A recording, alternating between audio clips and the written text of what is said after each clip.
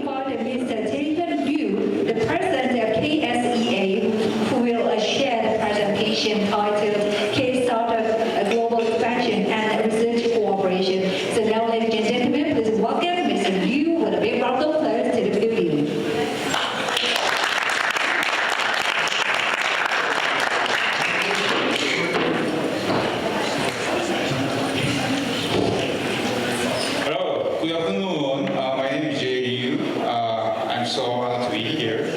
Be part of this event. I'm working for University of Idaho, and basically I'm from the Idaho. How many of you actually visited the state of Idaho? You, lucky you. Many Koreans basically very confused about the state of Idaho with the other state very similar pronunciation like Iowa and Ohio. But remember, state of Idaho is located in the western state near to Yellowstone National Park. It's a beautiful place. So here is Idaho. And you may notice Idaho is beautiful, has a beautiful landscape. If you drive north, you can see that this beautiful wheat field. We picture this one in the springtime. You often see this similar image on your window background. So you haven't visited the state of Idaho, please visit Idaho. And also if you drive to the east, you're going to see beautiful national park, Yellowstone National Park, first national park in the U.S. How many of you have actually visited the national park? Yellowstone National Park, yeah, here you go. Yeah, look you. And actually this is my lab. I'm doing a lot of drone system for my research and education activity. How many of you have this drone, for recreation and other purposes? And what kind of drone you have? DJI. DJI made in China. No more DJI product in the US for research, basically funded by federal agencies. Starting this month, 2026. Be careful. Drone is everywhere these days. Actually, drone is not military-centric business anymore. You can use drone for many civil applications. Like, you can use drone for wildfire monitoring, flood forecasting, flood map generation, and environmental science and monitoring, and precision agriculture, you name it. I'm doing a lot of this research with drone. Many different types of drones, you can see, right? And the drone itself won't cost a lot, but the sensor is very expensive. For example, multi-spectral sensor, hyperspectral sensor, thermal sensor, and high-end, LiDAR sensor is very expensive. If you attach this kind of sensor, the drone platform, it costs close to $100,000, more expensive than the car you're driving.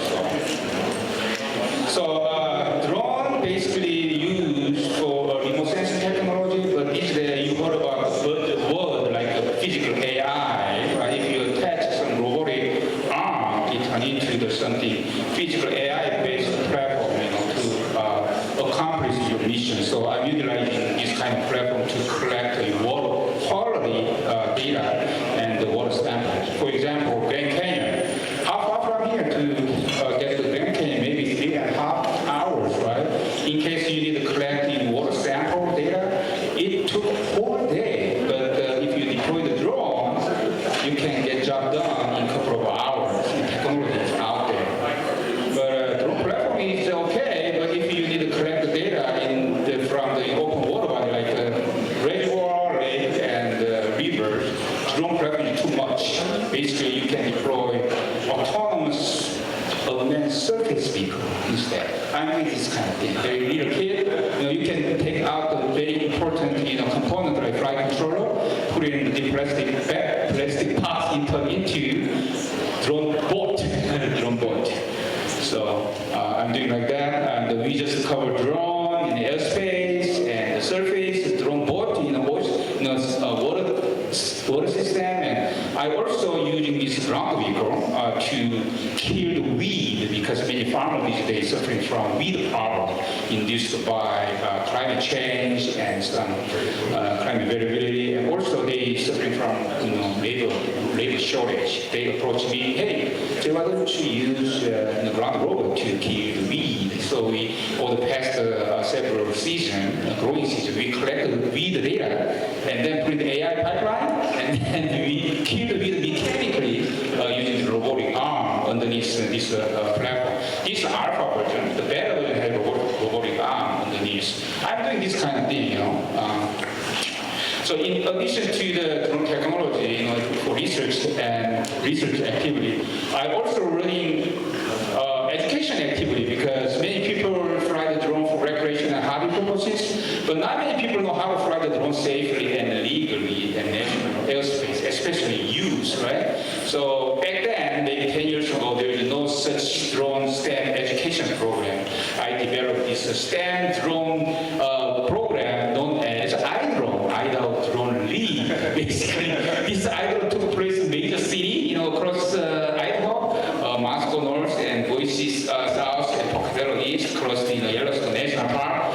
Basically, I provide small pieces, drone parts. Students build their own drone from scratch, not DJI, not assembled drone. Basically, students build their own drone from scratch using parts and components I provide. Very educational. And then next day, we go out to the field and airport, and students experience flying the drone, many different types of drones, small drone and large industry drone, which is very educational and very impactful. It worked very well. And pandemic, we won't be able to get together, so I put all the drone part pieces in plastic box and ship to the individual home and school district.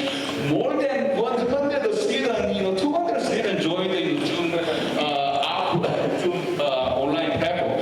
Basically, KSEA, Korean Science Engineer Association, I'm representing, I'm serving president. So back then, I just offer this online camp to benefit my members. It was phenomenal. We really enjoyed this kind of online platform learning drone education process. We build the drone together and holding together, and we actually form a team, students form a team, and compete against each other because they just brainstorm idea how to utilize this fast-moving technology to solve real-world problems, right? So it was very fun. And then we actually invite, after team competition, we select a couple of teams, and team actually attend the national conference. We have a huge conference, a national event, US Korea Conference, short UKC. 2025, last year we hosted UKC held in Atlanta, Georgia. And this year, our president-elect attending this meeting, actually he gonna organize UKC 2026 to be held in Orlando, Florida. Everyone welcome to attend the meeting. But 2027, last month we signed off the contract with Caesars Palace to host the UKC 2027 right here. Beautiful hotel, right? PD? Yeah, thank you. So it was very productive, and students just presented their outcome at the national event, and this is one example. And the KSEA took a lot of effort for workforce development. We have excellent workforce development program, catalyst for undergraduate students in seed and early career in academia and industry. And of course, we just started focusing on investing youth, K-12 education. So if you know more about KSEA, please visit our webpage, ksea.org. You can get a lot of information over there. So members, we have more than 30,000 members nationwide. It's huge association. So 7,000 active members, paid members, very diverse discipline, robotic and electrical engineering, mechanical engineering, biotechnology, and biomedical, and AI, right? You can name it. So very professional organization. Technical expertise, you can check it out, this graph, and also academia and the industry and the research institute is very, very broad spectrum of research-oriented professional society. And hometown is, coastline. Actually, we have a lot of members in East Coast and West Coast. And as I said, we had the UKC event.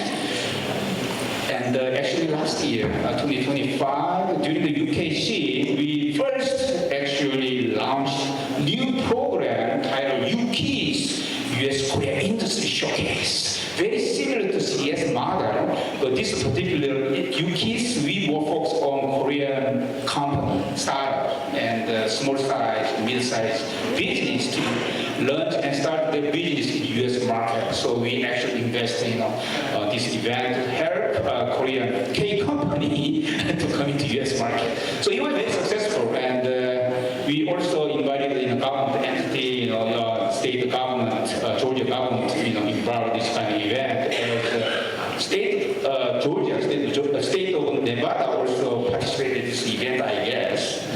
Pretty much the same thing. It was a very successful and meaningful event, and UKIS 2025. Maybe, I don't know, PE will host 2026, UKIS 2026 in Orlando? Yes or no? If we are not ready, don't worry, maybe 2027 in here, see the palace, there's an option, you can host another UKIS 2027, 2 years later. So, okay, so we work with defense, Hanwha. I'm not sure you heard about K-Defense. K-Defense industry is rising, is very, very competitive, business these days.